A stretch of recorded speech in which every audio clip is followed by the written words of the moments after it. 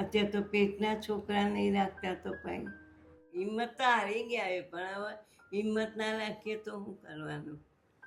વગર રૂપિયે નાવ ચલાવવાનું. હેલો દોસ્તો, હું આપણો સિદ્ધરાજસિંહ ઝાલા. અત્યારે અમે લોકો એક દાદીને મળવા માટે આવ્યા છીએ અને ઘણા સમયથી એકલા રહે છે અને પોતાનું એમને મકાન છે. તો વાતચીત કરીશું એમની સાથે, શું પરિસ્થિતિ છે. શું નામ દાદી? મંજુલાબેન. આખું નામ? મંજુલાબેન ચીમનલાલ શાહ.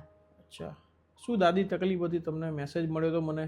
હા, એટલે ઘર ચલાવવામાં તકલીફ પડે, ખાવા પીવાની.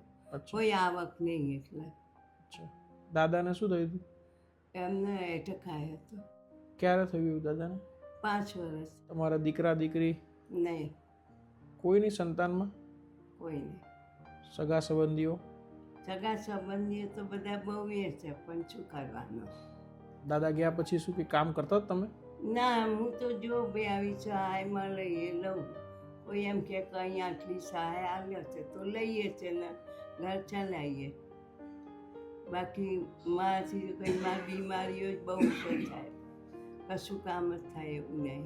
ઘર પોતાનું એટલે વાંધો ના આવે, કોઈ આપે એમ ચલાવીએ.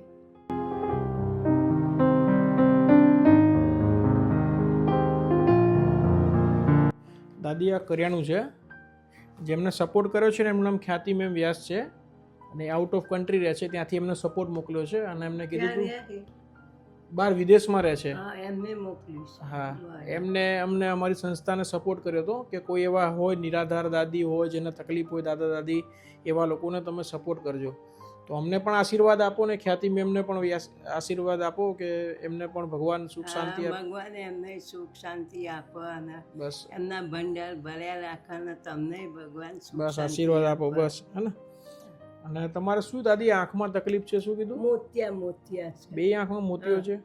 એ ક્યાંના છે સાહેબ, પણ મારે શું પથ્થરિયા છે ને, એટલે ડૉક્ટર કે એકદમ અંધાપો નહીં આવો. ખાતા 6-7 વર્ષ થઈ ગયા કીએ. હવે થોડી ઝાંખ પડે છે. અચ્છા, કાંઈ નહીં, તમે છે ને મારો નંબર હું તમને આપીને જઉં છું અને વિરેન્દ્ર સાહેબને પણ કહીશું એટલે તમારી આંખનું આપણે બતાવી દઈશું. હા, બંને આંખ બતાવીને જે આપણે તપાસ કરાવી હશે. સાહેબ બીક કેમ લાગે કે આ ઘરમાં એકલા આંખો જતી રહે તો શું કરું એમ? ના, એવું કંઈ નહીં થાય. એવું હશે ને તો હું કાલ પરમ દિવસે ડૉક્ટર સાથે વાતચીત કરીને તમારા આંખના ઈલાજ માટે આપણે તપાસ કરી લઈશું.